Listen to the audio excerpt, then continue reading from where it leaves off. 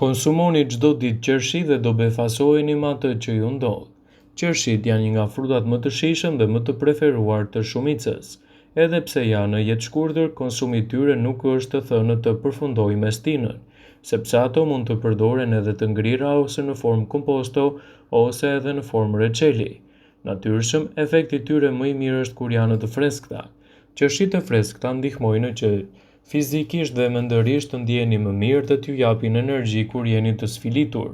Një studim i bërë i Universitetit të Michiganit ka treguar se antiocianinat që gjenden te qershitë ndihmojnë në shkrirjen e shtresave të dhjamit nga zona e barkut, si dhe ulin nivelin e kolesterolit.